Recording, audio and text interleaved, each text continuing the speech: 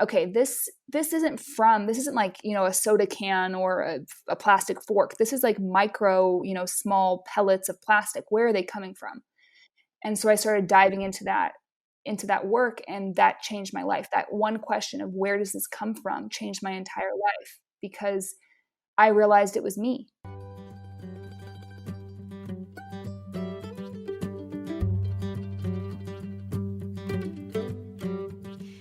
You're listening to the Good Dirt Podcast. This is a place where we dig into the nitty-gritty of sustainable living through food, fashion, and lifestyle. And we're your hosts, Emma and Mary Kingsley, the mother and daughter founder team of Lady Farmer, a slow living apparel and lifestyle brand. We started this podcast as a means to further share the wealth of information and quality conversations that we're having constantly in our world as we dream up and deliver ways for each of us to live into the new paradigm, one that is regenerative, balanced, and whole. We want to put the microphone in front of the voices that need to be heard the most right now: the farmers, the dreamers, the designers, and the doers. Come cultivate a better world with us. We're so glad you're here. Now let's dig in.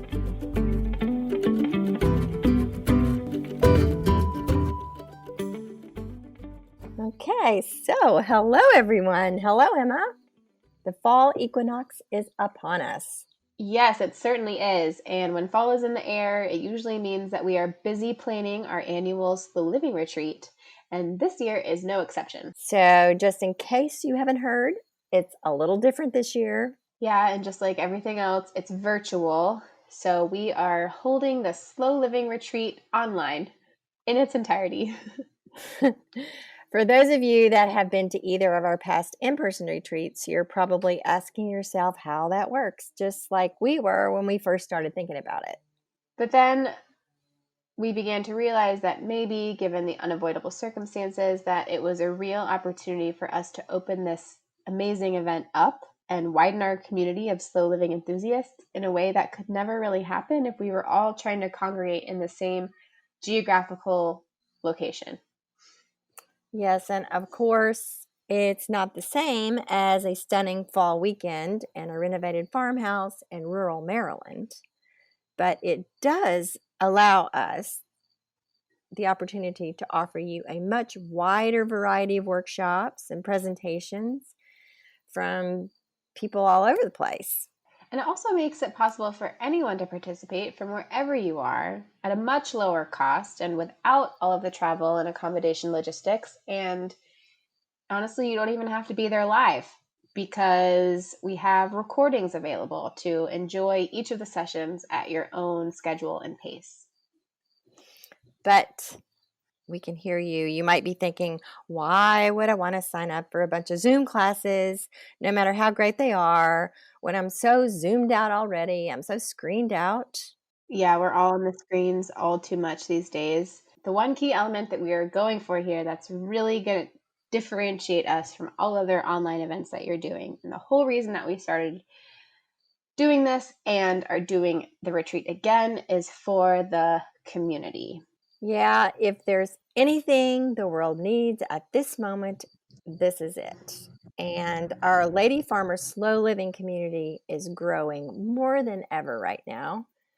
And I think more than what we're doing, it's that people are looking for this sort of thing, and they're looking for like-minded people, and they're looking for connection, and they're looking for inspiration and information and guidance. And this is all of the things that we're bringing to you with our Slow Living Retreat. Yeah, and I'll just add here quickly that we really mean it when we say that we're bringing you community, because we are literally launching this new online community platform with the Slow Living Retreat. So when you sign up for the Slow Living Retreat, in just a few weeks, when we inaugurate this new platform, you'll get a login, and it's called the Almanac, and you will sign on and you will meet everyone who's going to be at the retreat.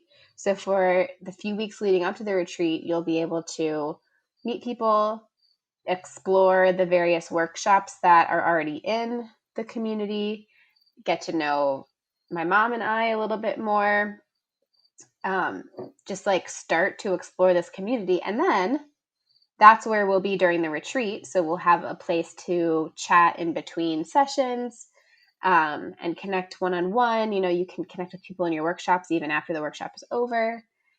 And then beyond, honestly, the goal of this is to be a launching point for connections and community. We're super excited about it. Yeah, and we talk a whole lot about community in today's episode with Elana Jedallah. She's a photographer, an educator, marketing strategist, and environmental advocate that views life and business through the lens of sustainability. Elana is passionate to the core about her conviction and what she feels is her responsibility to change the way we live and the way we do business. Elana is such a wonderful person. She is so fun to talk to. We just had the best time chatting with her. She's super cool. She spends her time between Hawaii and Maine. And most recently, she has made a more permanent move to Maine and was very recently engaged to her long-term partner in life and business. So we're really happy for her.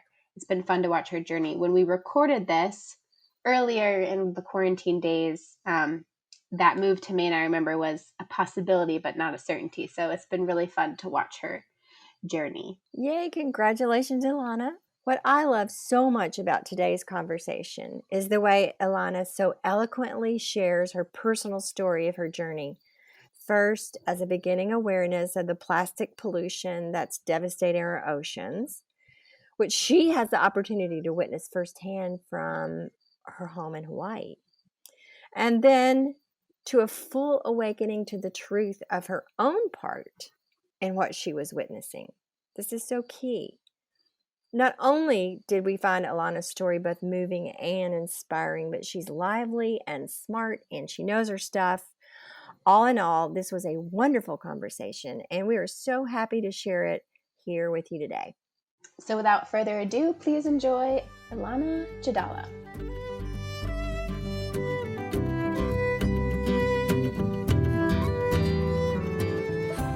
I'm originally from Utah, and I live now between the states of Hawaii and Maine. And as far as career-wise, like you said, there's been many transitions. I've always been in marketing. That's kind of been the steady. It tends to always be small business owners and trying to help them navigate their online presence and learning ways to, like I said, cultivate community and really build something amazing surrounding your company. People who become, your not only your customers, but they become your voice, and they want to scream your name from their rooftops, if you will. So that has taken on the form of photography. I still do consulting and also writing for publications and just different things. So it's kind of been like I said, ebb and flow through the years. I've been doing it for almost a decade. And I've met some absolutely incredible people from all over the world. And in the most recent years, it's kind of shifted, I guess, from it started with me personally and then moved into our business. But I started learning about, all the many environmental issues that we're facing collectively as a population, and started making, personal decisions and personal choices and personal habits and rituals in my life. And then it kind of just moved into our business on, serving more conscious businesses, and also helping our current clients, move towards that and figuring out what, sustainable looks like in business. Would you like to talk about sustainability in business? And this is what you consider to be your role, is helping businesses move towards that sustainability. Is that accurate? For me, it's kind of a twofold. So sustainable is, the word sustainability is kind of a twofold definition, if you will. Like half of it is the ability to maintain something at a certain rate. So thinking like long term or longevity of something. And then the other portion of sustainability is the avoidance of depletion of natural resources to maintain ecological balance in the world. And so that's kind of how I look at what a sustainable business is. Obviously, our practices on how we manufacture, how we ship, how we package, all of those things can be analyzed and changed to be much more restorative, much more regenerative. But also, you want to be thinking, what is the long-term goal? What is the legacy of this business? And so I guess my work started in the legacy part of it. What my intention has been for the past decade is empowering entrepreneurs with a deep understanding of their core mission, their core values, and their story, if you will, so that they can keep telling it for a really long time. And with any sort of marketing, I think a lot of people are thinking quick strategies, grow quick. It's just this really breakneck pace.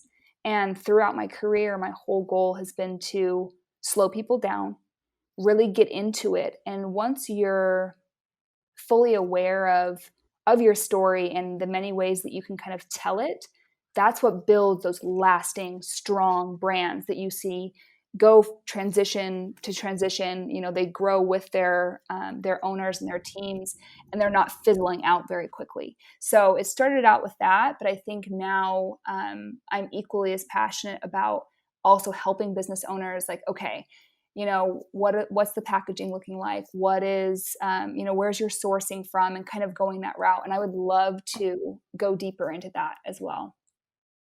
Well, everything you just said was super affirming to me, because I feel like, we're so new, Lady Farmer. We've only been at this. This will be, I think, Mom, I watched the True Cost documentary in April of 2016. So it's Amazing. Really 4 years since that seed was planted. And we have felt it's been so, turbulent isn't the exact word. It's been awesome, up and down, amazing, yes, love it, recommend. But also it's been, it can be super discouraging. And I think that there's a big myth out there, and there's a lot of people that are trying to sell you growth and lists and numbers and followers. And if you have these, then you will have happiness. Yep. Yes, all of these things. And so I really kind of just recently and this is me being like totally candid and transparent, which I'm happy to be, but only recently have really felt that we've started to kind of click into a really solid, we've always known what our mission is and kind of what we're doing, but I think like a real confidence behind it. And amazing. Mom, I don't want to like speak for you. I've felt that way. And the kind of, since we've made this realization, it's felt really natural and awesome. Yeah. Well, I think the reason for that is like the ideas and what we've been trying to, talk to people about. More people are catching on, and certainly this crisis has had a lot to do with that. But even before the crisis, I was starting to feel like our message was less marginal. Yeah. You were finding your its people. time is You were just starting coming. to really build Yeah. that community base, and I think that is so huge. Absolutely. That's exactly what it is. And even from the beginning, like when we started this like 3.5 years ago, when we got official with, okay, we're in this business. And it really, took us a while to get our feet on the ground and what were we really doing. But all along, even from the very beginning, the most gratifying thing has been building this community and meeting people and just talking to the coolest people all the time, just like right now. And it's so much fun. That never gets old. That always feels relevant. That always feels meaningful. And it just keeps me going, is like, who's the next cool person we're going to be able to meet and talk to and exchange ideas with and get all revved up. And it's just like, it's like fuel. I It's love such a it so much. testament to the idea too that if you start talking about and thinking about and building the world that you want to live in, then it'll like kind of start coming Surround you. together. And I Absolutely. feel like that ever since we've started Lady Farmer, like Mom and I live in Lady Farmer world and it is so fun. Like we can't be there all the time, but when we're tapped in, it's like so awesome. Well, it's amazing. And I think the stories that you guys are telling and the information that you guys are sharing is so important. And to me, I guess when I started to have that same experience that you're describing of really clicking in and being like, okay, what is my purpose?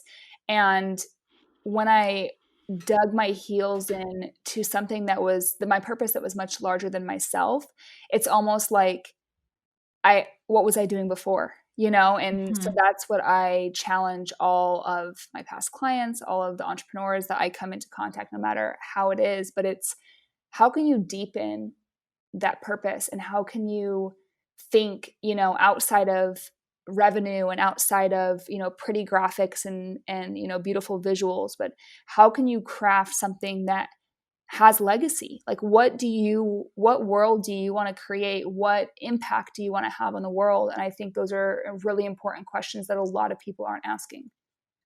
Mhm.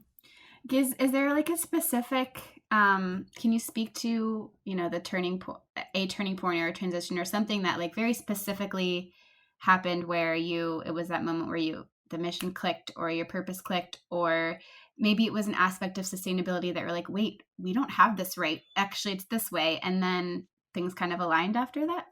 Absolutely. And if anyone's ever heard me speak before, my first aha moment that like changed my life was a beach cleanup. And it initially started with just me on the shoreline while Erin was surfing at our local beach. And my mom's a big shell collector, and I'm not really, but I was, done reading my book and started walking the beach. And I was looking down at the shoreline, and there was blue fleck after blue fleck, and purple and green and pink and orange and yellow. And I started picking it up and I was like, oh, at first I was frustrated with quote unquote tourists or quote unquote locals. Like I thought it was placed there unintentionally, or like that's kind of my thought was. And that shows you how naive and misunderstood, how much I misunderstood the situation. So I was picking it up and soon it was handfuls and then it was pocketfuls. And then, I had too much that I couldn't carry. And so I started going back more and more and would clean it up and felt pretty good about myself, or, I'm doing something. And then after doing that for a couple of weeks or however long it was, I started wondering like, okay, this isn't like, a soda can or a plastic fork. This is like micro, small pellets of plastic. Where are they coming from? And so I started diving into that work, and that changed my life. That one question of where does this come from changed my entire Wow. life, because I realized it was me and it's you Yeah. and it's the corporations that we're supporting. And that blew me away. And I think that was the like you said, the seed that was planted. Like I love that yours started with the True Cost documentary. Like that's an incredible documentary and absolutely calls for change. And I guess mine, because it was such a personal thing, I then felt like I was on this like personal journey and that nobody in the world like was aware of this, because nobody in my personal space was, Mhm. right? Um, Mhm. but I'm really thankful to have tapped into a lot of different communities and nonprofits and other people who knew more than I did. And that's like the number one thing I recommend to anyone is educate yourself. Like you will never dive deeper into sustainable living practices because someone tells you to. You yourself have to have the knowledge in your brain of this is the issue that it's causing, and I am part of the problem, and here is the solution. Um, that was my very first like aha moment that changed my life, and obviously that had a ripple effect down the line of changing our business and really sifting through, after the anger and the frustration and the sadness and the heaviness of it all. I think my purpose as, a creative, as a human, as a business owner, as a mentor, kind of all came into focus. That's really, really a wonderful description of um, like a life transition really on a very deep level. Yeah. And I'm so happy to have you on here, like that you can inspire people to like just to go that deep. And I think one thing that tends to happen is that, you know, you could have walked the beach there and you could have blamed everyone else, and say, oh, these companies, Oh, I did. they Oh, I keep did. making all these plastic things. And but you ultimately said, no, this is me. Yeah. This is me buying. I am complicit in this. Mm-hmm. And we all, like, for year, and here I am, like, I'm in my 60s, and like, how many years have I bought these things and tossed them in the trash and not Sure, felt all of very us good have. about it, but not Yeah. done anything about it either, Yeah. Well, and you want to know what actually made me say this is me? Yeah. I think it was like, I'm trying to think. It was probably a year later. So that whole year I had spent like trying to find solutions. I knew I was somewhat of the problem, but it was definitely like I felt more frustrated and angry at the general public. Like I was included in that, but I was like, well, I stopped drinking water bottles and I don't do straws and I don't do this. And I don't think I was on a very high horse, but I was certainly on somewhat of a high horse. And Yeah, of course. I Defensive. yes, and just like angry. And I was so angry Yeah. all the time, just like grumpy, angry environmentalist, right? And then probably a year later, I was at like a community beach like a beach cleanup, but it was a small one. It was a bunch of different journalists and photographers and stuff like that. We went to one of the dirtiest beaches, probably the dirtiest beach in Hawaii. And why we have it on our beaches here so intensely is because we are this, isolated chain of islands in the middle of this vast ocean. And if you know anything about the oceans, there's something called a gyre, and a gyre is like a whirlpool, if you will. It's a swirling. Why can I not think of the word? Current? Tides, currents. There you go. Thank you. So it's the way that the currents are swirling. And so they're picking up all, the trash and all of the plastic that's floating around in the ocean off of the west coast of America, off of, over by Asia. I mean, it's swirling all of that into this lovely plastic soup and then just delivering it right onto our shorelines all over Hawaii. And so we live in like the mecca of plastic pollution, if you will. And it's so disheartening and it's so sad. And so we were over on Oahu, big group of us, and a mentor of mine from Sustainable Coastlines Hawaii, Kahi. I've told this story before, but it's one of my favorites. So we're walking the beach, and all of us had definitely seen plastic pollution before. All of us deeply care about the earth. That's why we were all there.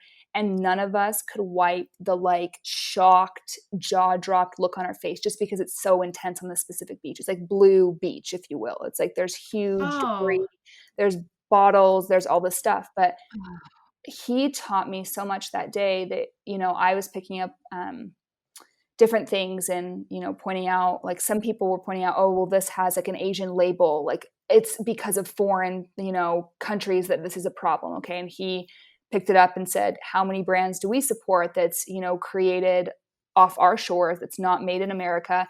And we point to them, but it's our money fueling it. Okay. So that was the first aha. Then I picked up a fish trap. And I was like, fishermen, like I've heard that they're some of the worst like polluters, that they just like will catch, the fish and then chuck whether it's an oyster spacer or a fish trap or whatever. And he picks up the fish trap and he called everyone's attention and he said, do any of you wear makeup? And I said, yeah. And he said, okay, then you're part of this problem. These specific hagfish traps, they use the goo from the outer layer of this fish in cosmetics, in high-end cosmetics. And I was like, what is happening in front of my face? I was disgusted. I was already, I think, I definitely was on a clean beauty regimen. Like I was already pretty mindful of like, some people think that vegan like skincare or makeup is so silly. Like obviously it's vegan, it's powder. And then you actually realize what's in those, products, and you realize that vegan is actually very, very, very important.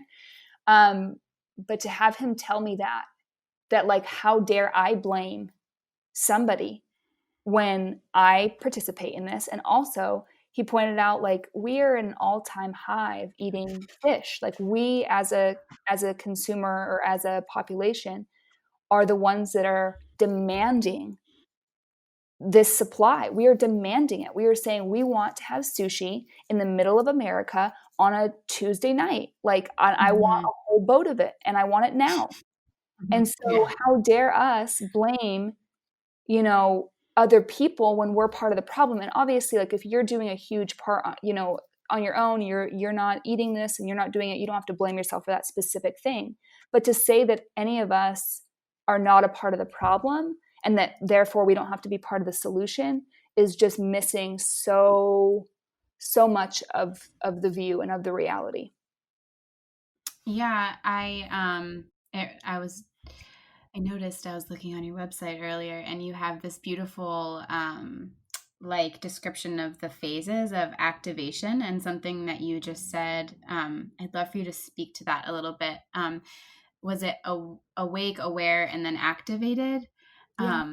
And kind of how that relates to what you were just saying about, it's not about like feeling bad or realizing like who's to blame. Like, it's not that. It's my mom and I, like, we work so hard to like articulate this. I don't know if we've achieved it yet, but it's like, it's something so different. And it's usually the word that we land on is awareness. And so I just really love that phases of activation description on your website. Can you talk to that a little bit?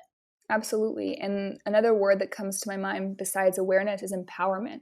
I think there's something so, like, to me, knowledge is power. And so the more that you know, the more you feel aligned with your values, because so much of this, like this idea of awake, aware, activated. So, or I don't know if it's aware or awake. I should know this, but whatever it is you start of, you might have seen, you know, a photograph on social media of a plastic straw through a turtle's face, or you see these beaches, or you know, you hear about climate change. You don't really know how you're involved in that or what to do, or mostly it starts with an understanding or an awareness of it, but then not wanting to act on it either because you're overwhelmed, you don't understand the complexities of it, whatever it is. But then once you're willing to kind of dive into that and be like, wow, okay, I can actually make a lot of change, like, pretty easily, and this is really exciting, and I can have ownership in my life, and that's beautiful to me. And so then that becomes, you know, you're awake and you're ready to do something about it. And then activated, I think, would be okay, what's, you know, putting one foot in front of the other? You know, is it swapping out, you know, single-use plastic items for things that you can reuse and reuse and reuse? Is it switching to renewable energy? Like we have solar on our house. Like, there's little tiny things and there's really big things. But to some people, like, for example, if you are a builder and like you build homes and you make that one choice to be like, I'm going to install solar in all of my houses, or, you know, to them that might be small, but to someone at home that might be a really big thing. So you just have to know your own lens, like whether it's switching your tools or commuting less, or like whatever your specific journey is, it's just taking that action. It's becoming activated by saying, hey, I'm going to participate in this. Right. And then I think it's really like not helpful to get overwhelmed and distracted by all the things that we obviously don't have control over, so many things. And so something I love that you said empowerment, because something that we try to instill in our listeners and readers and community members is that it's like, just do the thing that feels accessible and good for you. And like, that is, and there's so many, you know, and yeah. It's like I said, one foot in front of the other. Once you make one or two changes, like, it just unfolds. And to me, like, that's the idea of the awareness and then becoming activated, because once you learn something, you can't unlearn it. You know, once you know that there's an issue, like, you're going to do your best to find the solution and to be a part of the solution. Yeah. I remember when I first learned about the problem with the microfleece, in the, Yeah. the yoga pants.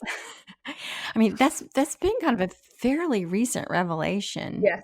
Um, and like, I don't teach yoga that much anymore, but for a while I taught yoga a lot. And so my whole wardrobe was like yoga pants. Yeah. And I was horrified, like, oh my gosh. And, every time I wash these things, and they're going into the water supply in the ocean. And I'm like a huge contributor to this really horrible problem. And that was kind of an aha for me. How something Absolutely. that I thought was so, I was being, helpful. I was helping people. Uh, I was being healthy. And so then, that wasn't the very beginning of the whole thing, but that was a big one because that just encompasses so many things. And then to go on and learn it, it's like all the fleeces and all the Yeah. things that are made out of the recycled water bottles. And then your eyes are open to the entire industry that calls itself earth friendly, that are made out of plastic water bottles that are just creating more of the same problem. Well, and And it's then just it's so hard to think about. So when you go to larger beach cleanups here, or even if you're just doing it, on your own and walking the beach, it's so hard to pick up like little pieces of microplastics. You often see people using Mhm. sifters to kind of get it out and then, remove it. Ugh. And so you think about that, and then you think about how hard it would ever possibly be to remove fibers. And so anyone that's listening that's not familiar what we're talking about with the fibers. So I was introduced to this by the book How to Give Up Plastic. If you are looking for a resource, it's an awesome one. It goes room by room in your house. It's written by Oh, great. somebody, by like the vice president, I think, if I'm correct, of Greenpeace, and it's just really well written, super simple We'll to stick it follow. in the show notes for sure. Yeah, it's amazing. And so I was reading that book, and I was just like thinking, okay, I'll find some new ideas of like plastic free swaps for the house or whatever. And my honest to goodness biggest takeaway from that was that every time we wash our clothing, if it's a synthetic fiber, which I would say, unless you're cognizant that you're shopping for organic cotton, linen, hemp, like flax, if you're consciously shopping for it, your closet probably is okay. But if you're not thinking about it at all, anything that's nylon, like lycra, Everything polyester, stretchy.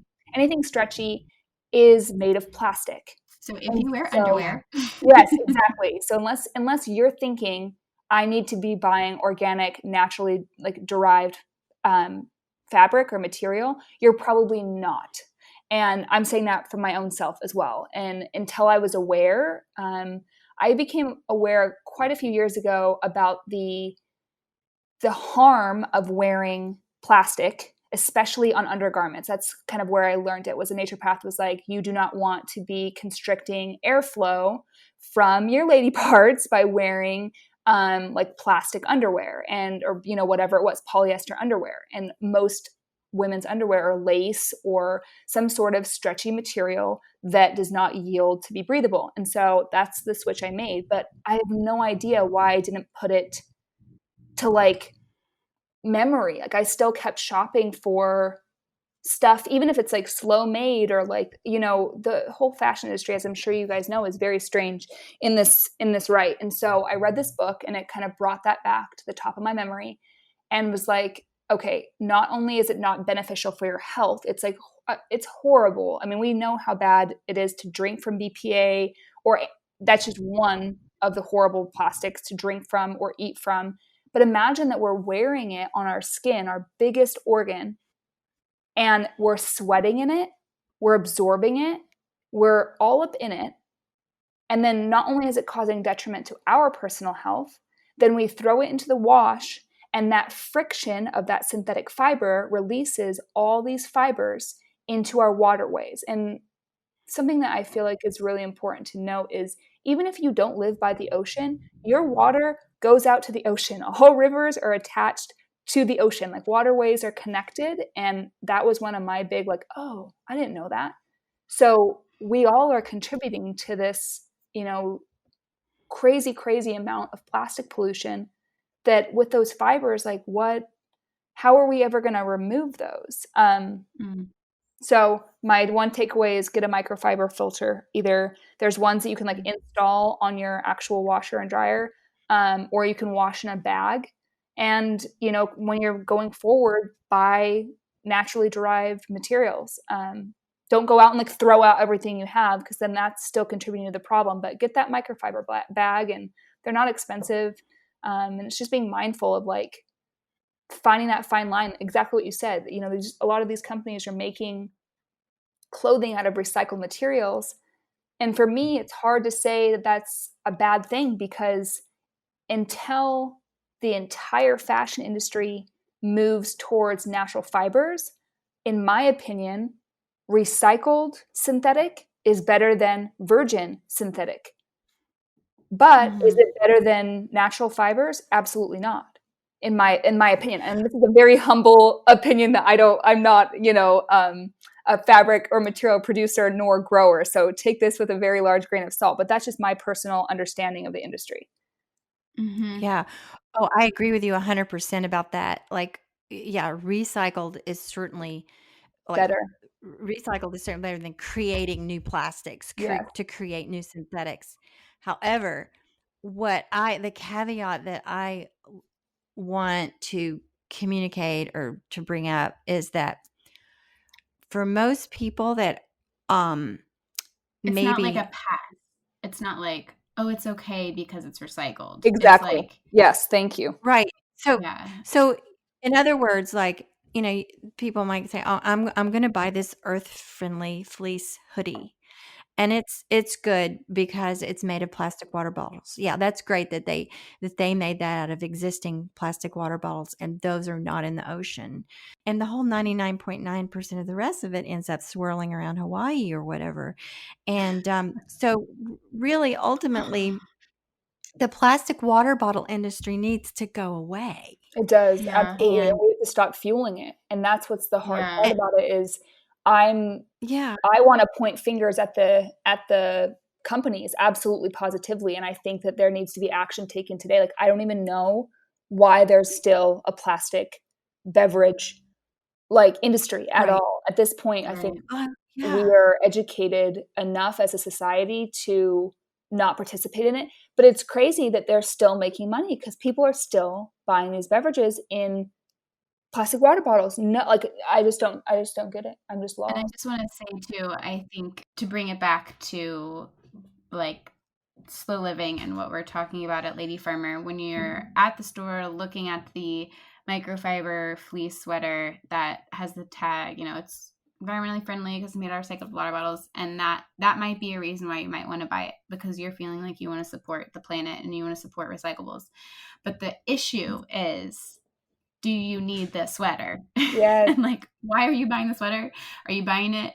Yeah, if you're buying it because you want to help the earth, that's not a good reason to buy a microfiber sweater. And so it's kind of like there's all these layers, and I think back to kind of your phases of like understanding your phases of activation. I think we act a certain way and we make decisions based on, how much we know at that moment. And then we might learn so much more and we act differently. And it's all a process, right? It's all evolving. But Absolutely. what comes down to that moment and deciding, why do I need this sweater?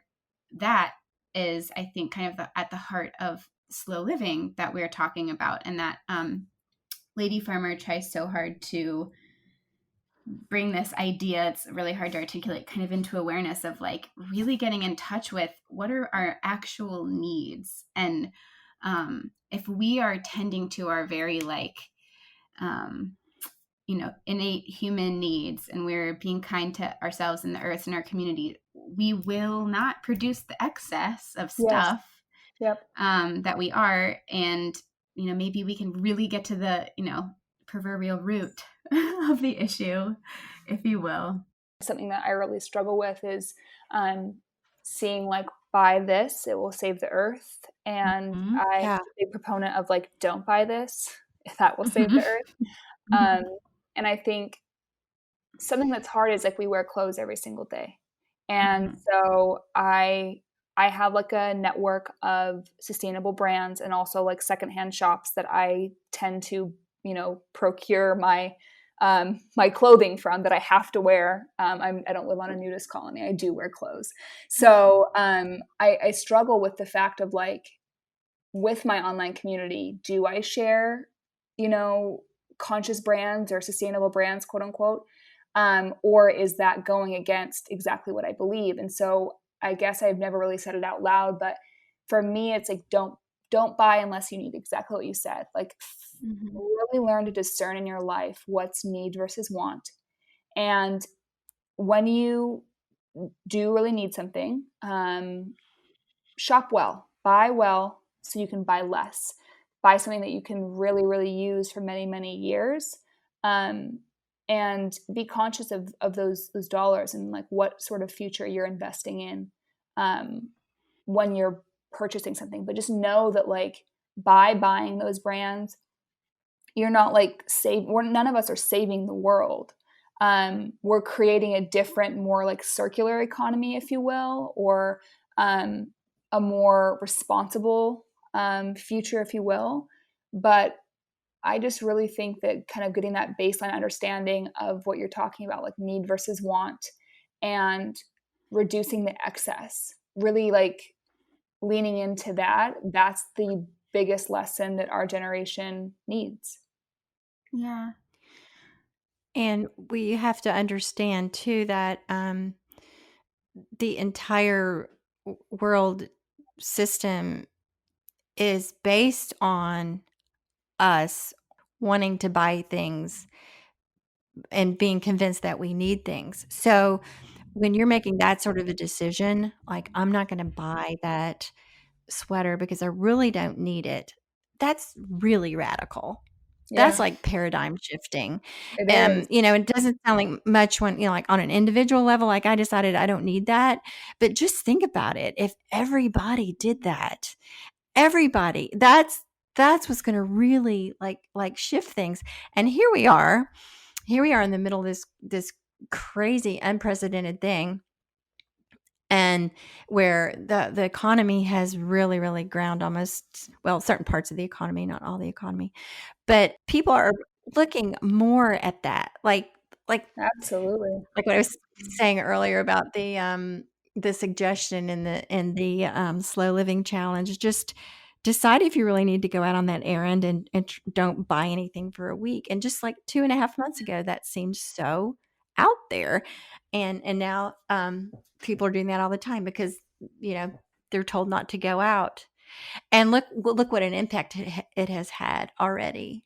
That's Um, amazing. It's so cool. And I think we realize how, well, for me personally, I can't speak for anyone else, but like I said, we've really shifted our dollars to all local. Like I haven't gone to a supermarket since we don't really shop at a supermarket anyways, but we've gone to the local health food store, I think twice in the last like 2-ish months. I don't even know. And then the rest of it's been a CSA. And so when people are, a lot of people have a lot of time right now, and I think are re-examining their own habits and their own practices and their own ways of living. And so I've received like a lot of questions on what we can be doing. And for me, that's like the biggest thing is shifting your dollars locally. And it has such impact. Like if you go from all of us supporting these really, really, really large companies that we have no attachment to supporting like your farmer down the street, like that has such impact. And I think just diverting and changing where we're like putting our resources, in this case the resource is money, is so powerful. yes, and there's a lot of I think anxiety out there. Like, we've been through this period of globalization in the Yes. world, and that's really turning back around, because we're witnessing right now the weak links in globalization. Um, so how do each one of us make sure that whatever is facing us in the food supply in the weeks to come, we don't know where that's going, but obviously is to get food as close by as At possible. home. So your Yeah. food doesn't have to cross the country or the ocean or whatever. And so I think by necessity and by practicality, more people are waking up to this. So the circumstances have certainly surfaced so many of these things that we've been thinking about and talking about for Years. years. So it's exciting in a way. And like you were saying earlier, Alana, this is not to minimize the suffering and the hardship that this crisis is presenting to so many people. That is not to be minimized at all, but to look at a more positive side or something more enduring and something hopeful is to look at the necessities, that this is the necessity for a different way of thinking about some of these things. Absolutely. I couldn't agree more. One of the biggest things that I think people have a hard time wrapping their mind around is, and myself included, is like our carbon footprint. That's one of the least tangible things that we have impact on in the world, and something that like just cuts your footprint like wildly is by supporting local agriculture and also locally, like actually locally made goods, not a local shop that flies stuff in from this, there, and the other, like places that actually do things right there with resources that they have. Because you go from shipping, say, a book or a, whatever you're buying, from halfway across the world from Amazon. I mean, and I think something that living in Hawaii has taught me is this: like, there's no such thing as like Amazon Prime. We don't get something quickly, and so we don't have that. We don't have like a meal delivery service. We don't have anything like that. And so moving here taught me so many lessons, and just spanning my life in so many ways. There's been so many lessons learned here, but that's one of the biggest ones. Is like, I would rather go find something locally and buy it there versus having something that's been shipped back forth, and brought to my lap.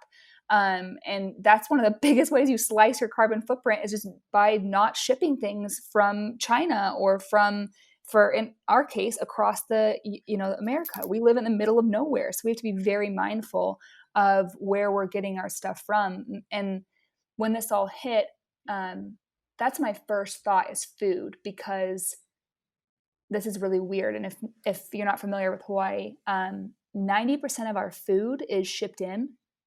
And I think that is so scary. Yeah, that's bizarre. And also because surprising. yes, and we could be completely self-sustaining on our island specifically. I think the other islands could as well. I don't know about the population size versus the land size, but here on the big island of Hawaii, we can be completely self-sustaining. But it's because of these really large, supermarkets and surplus stores and whatever that people are flocking to just out of, autopilot, whatever it is. Because even the supporting the local agriculture is really inexpensive. Like it's relatively, I wouldn't say it's pricey. I wouldn't say it's more expensive. I would say it's pretty equal. But it's just not, maybe not as known, or it's not in like the public consciousness. But to me, as soon as this hit, I was like, that's so scary. Because what if that boat just didn't come? What if all of that food just didn't come? You might be surprised to hear that we have the exact same situation here in the Washington, D.C. metropolitan area. You're kidding. Over 90% of our food comes from California. Oh, that's so scary. It's Yeah, crazy and too, especially because Maryland is like, it's a farming state. Yeah, that's what I was It's thinking. mostly farms, and a lot, and Virginia and West Virginia, like just the land that is around us and the farms that are around us. Like, you could, if you're conscious about it, you can eat completely locally, Well, but no one knows. Why from California? Why isn't it being regionally supported? because the local farmers are mostly commodity farmers, and they're growing industrialized crops for the food industry, for the larger industries, commodities. And yeah, over the last, since the 50s, they've gotten away from growing local produce. food, because the Wow. whole food industry, it's like get bigger but get out, grow a whole bunch of corn that you can sell to the big companies. And that you get a check from the government for. Like, it's all subsidized. Wow. Wow. Wow. Wow. Wow. My mind is being so Yeah. blown. Yeah. Yeah. It's crazy. So It's so sad. the moral of the story is, like, when I first heard that statistic, my mind was blown. And then that was before Lady Farmer, and I started thinking that the exact same thoughts you were having. Like, what if there was a fuel crisis and the airplanes, you know, what if it got super expensive to fly the food across the country, and suddenly a tomato is like $15? Well, people are going to balk and squawk and say, how can this be? And this can be because we forgot that we can grow our own food around here. We have compartmentalized our farming to be in different areas, and that's Mhm. Yeah. so wildly interesting to me. Something that kind of taught me this lesson a little bit was learning about bioplastics. So here in the islands, I don't know about the mainland, but here they've overtaken so many like restaurants or little, takeaway to go places or whatever, all use these like quote unquote compostable plastics. And um, the hard thing about it is that here in Hawaii, we don't have any industrial composting facilities. So it's literally just going to landfill. It's just like greenwashing.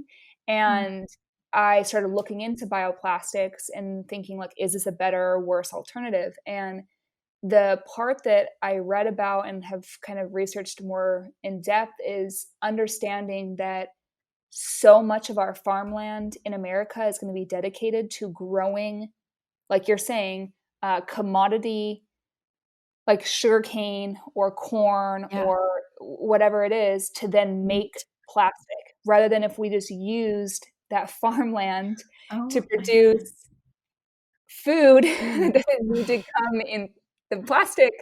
That's the solution. Like, it's like something wild. I would have to look it up. I'll send you guys an article to include in the show notes. But it's like, I think it's like 34 million acres or something. I mean, don't quote me, but it's very enormous. And just thinking about how much food could be created instead of like making this convenient, quote unquote, and they're like mixing it with plastic so it doesn't actually fully the whole thing is just so crazy to me, this idea of like we're farming things and not just farming food. Like, why Right. are none of us It's farming like food? it's like Yeah. we're feeding industries instead of people. Yes, thank you. That is what the Ugh. world needed to hear. That That needs to got be my hold gut. that. Yeah. Yeah. So I will say, though, that I've been reading a little bit about how the COVID crisis has created a surge in people interested in local food. So this is a hopeful thing. And Yes, I agree. And we've victory gardens and all the things. So much local Mhm. food. yes. Mhm. Yes. So hopefully that's one of the very good things that comes out of this. And our our local CSAs have are filled up Same. and have waiting lists.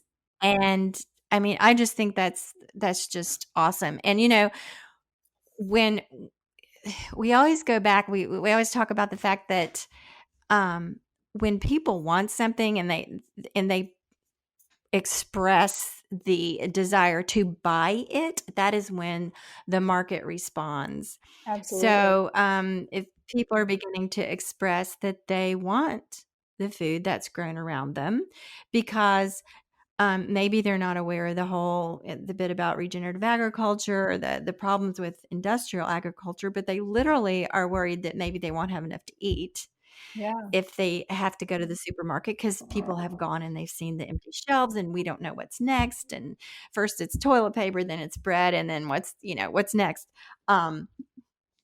But when people demand it, then the market usually responds. The problem with it is that most local food production is small. Yes. by nature, by definition, and it's not the giant thing. And so, our system wants to support and grow the giant thing. So this is the challenge. This Well, and I this is think, where the education comes in. Yeah. yeah, and I would say, if you're listening and you're not a part of a CSA, join one. I just wrote a long blog post explaining what it is and how you can find one locally in your area. And if you already are a part of one, thank you. Because I am such a big supporter of, if you want to see something, invest in it. Because exactly what Mary just said, these are small farms, and like they don't have they don't want to be the big guys. They want to support like person to person, not person to industry.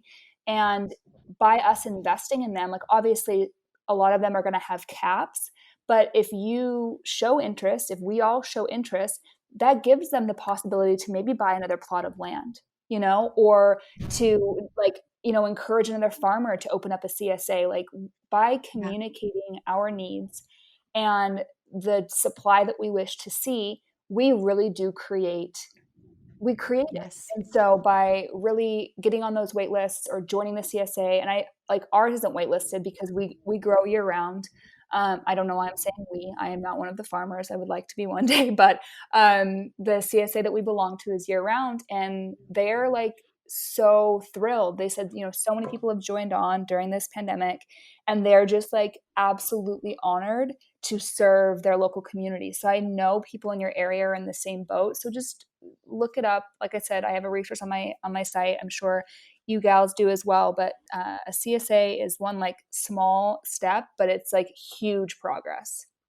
Yeah, and I'll add a plug here too for anyone listening locally. Actually, it's not even local. Mom, isn't Grass-Fed on the Hill? Doesn't the website apply to the whole country or mainland, I guess? The website that applies to the whole country is called 1000 Echo Farms. I believe that's right. We'll have to make sure that's right in the show Yeah, notes. we'll put it in the show notes, but it's slightly different from a CSA. It's a buying club. So if you really don't have a CSA or something near you, you might be able to have some luck through the site. You can find a buying club, which is a similar thing. It's not the commitment for the entire season, but you're buying directly from the farmers via a local organizer. And in my case, Awesome. I have like a drop off weekly. So I actually am a part of a CSA, but I can get milk and bread and other things that I can't get at my CSA through this buying club. So like I've kind of finagled my own little system, but Nice. yes, I'll plug that too. And that will also be in the show notes.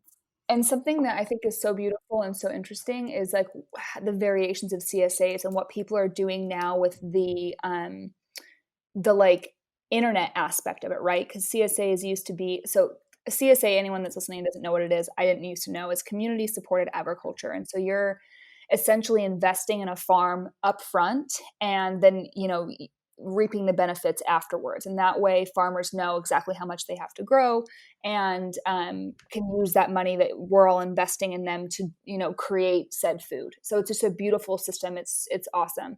And now I think with the internet and people just adapting and growing their businesses into a more modern way of doing it, for ours, like exactly what you're saying, our CSA provides eggs, butter, like hot sauces, sauerkraut, like there's all these different things that they, create and then offer on this online platform. And so we get to go on and like essentially online shop, and then pick it up every single week. And it's been really beautiful and respectful, and just it's been nice during this really strange season that we're all in to like not have to go in and find all of these items and have the stress. Like we just went to the market like 2 days ago for the first time in forever, like I was saying, and it was quite scary. Like I understand like that emotions are just high, and like I'm not personally afraid of getting the virus, but just going out and the whole thing is strange. Like the Yeah. plexiglass separator between you and the cashier, and like just the whole thing was so strange. I looked at Erin and I was like, we're done coming out. Like Yeah. I got so many staples, like, bulk beans and bulk things, got them all in our bags and our jars, and we all left. And I was like, we're not going back. Like we have the CSA, we have an amazing system that we're able to support online so simply, so easily, and our money is going to these local people. And so all of these CSAs across America are going to look different. They're going to have different options. Yeah. They're going to have different ordering systems, whether you pick up or it's delivered, whether you can pick items or you can't. Like, we can't speak for what yours is going to be, but it's equally as beautiful and just so worth looking into. And yeah, and as you just said, someone listening to this might say, "Well, I don't have that here, or I've never heard of that before. I don't know what it is." So yeah, look it up. Look, Yeah, CSA, Google community it. supported agriculture. We'll have some websites on the show notes, and I I I'm pretty sure that anybody listening to this can find some Something. local sources for at least some of their food. And Yeah. you have to start somewhere, but especially in the metropolitan areas, this is a really growing thing, and it's such an important development as we move forward in the you know whatever we're getting into here. Next phase. Yeah. Yeah, into this pandemic era, or at least the new normal, or whatever it is, that all those terms you hear about, that none of us really know what it is, but we Exactly. do know that we need to bring it all closer in, like our daily needs um, need to be from as close as possible to where we are. And it's amazing just to experiment too, like to kind of see. I loved the entire country needing to figure out what's essential and what's not essential. Yeah, it's Kind so of as soon different as state you, to state. It's like, yeah, it's beautiful to see. I've loved it to It is. see people from all over the country like banding together, and like, I really try to tread lightly on what telling anyone else what they should be doing, besides like that baseline of like, find locally to you. Like, mm-hmm. I can't speak to what you need or what, your community needs or what that looks like for you, but you can. Mm-hmm. Yeah. And I think once people get into it and start to experience it, and just the beauty and connection of just doing that, of Mhm. investing in something that comes from around you, it just feels so wonderful. It is It's beautiful.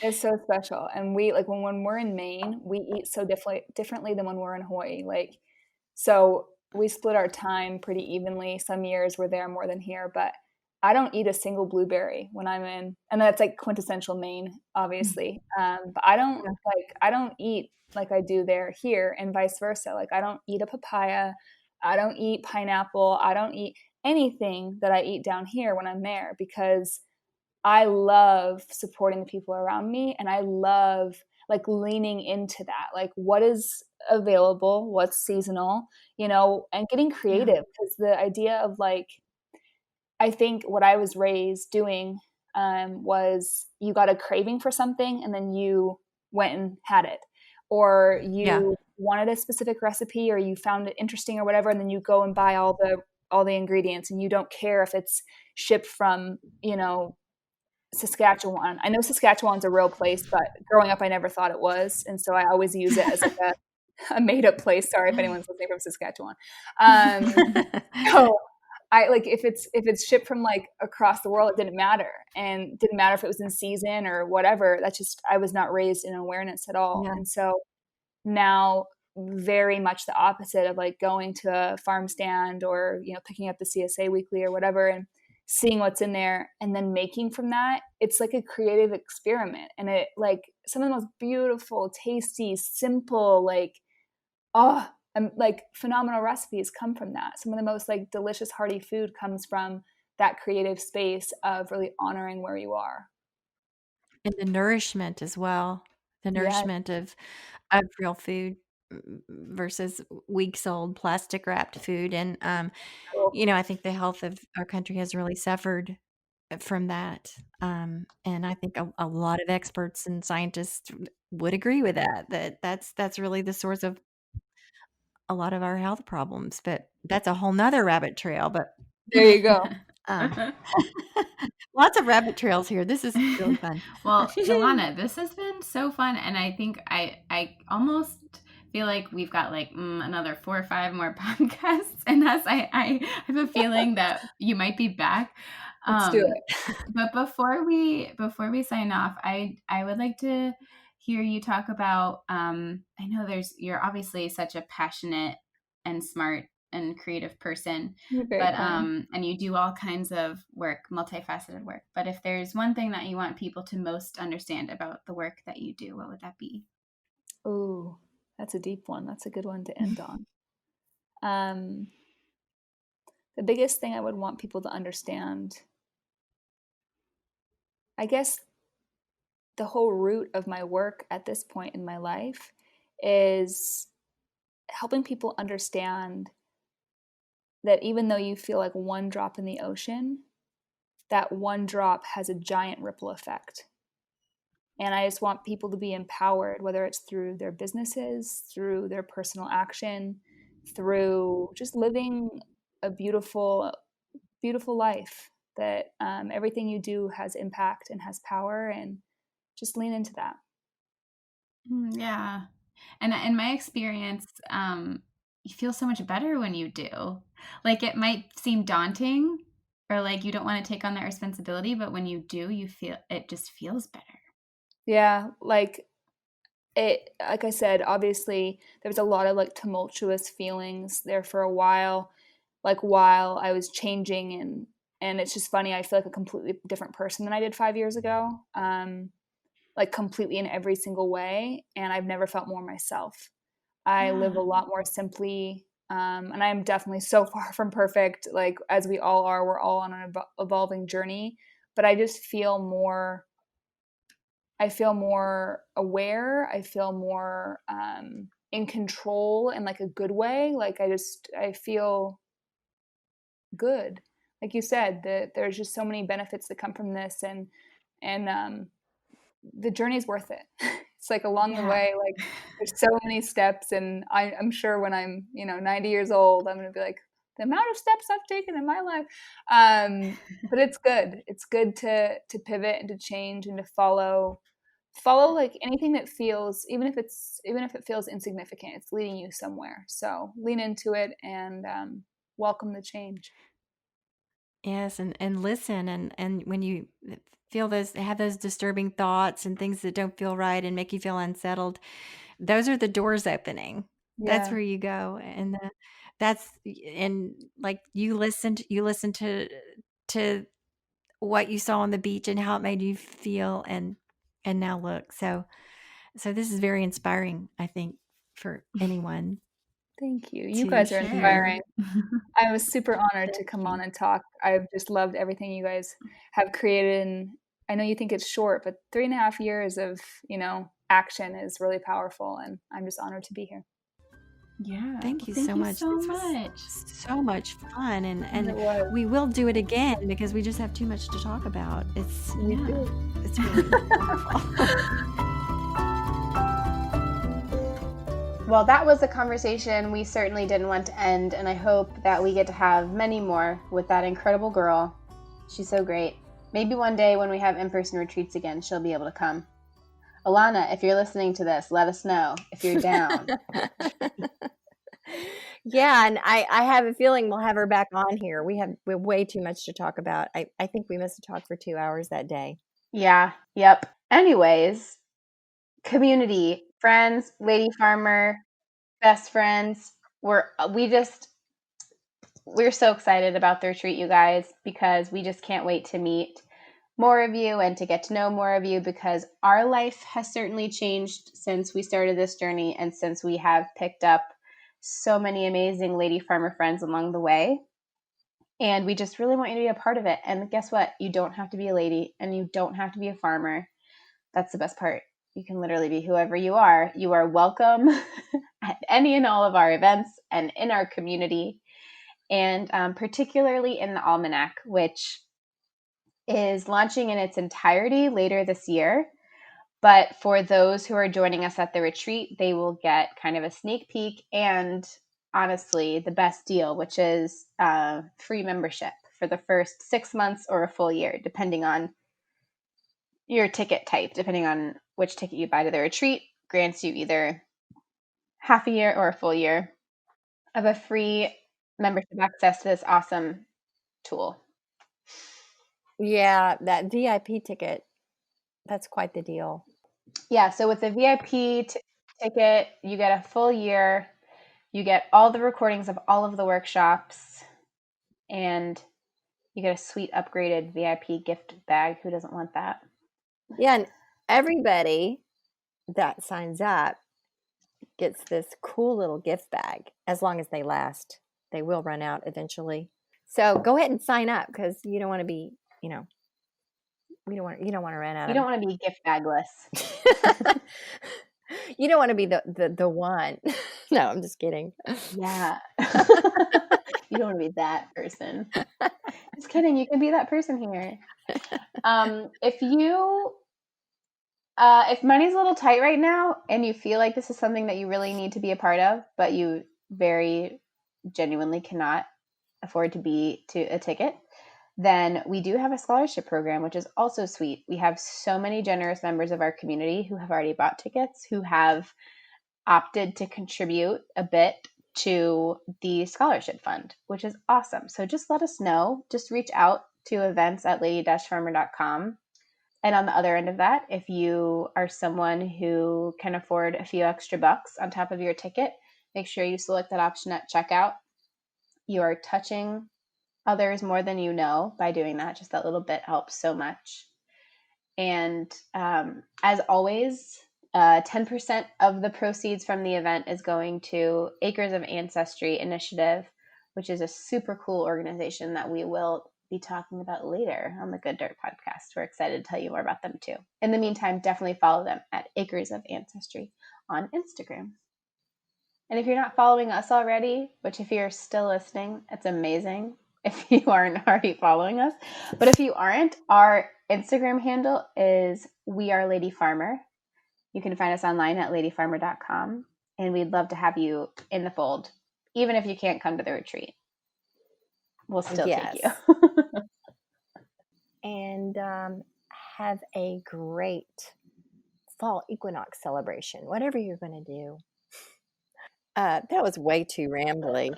All right, everybody have a great rest of your weekend. Yay! Emma, you can tighten that up, right? Yeah.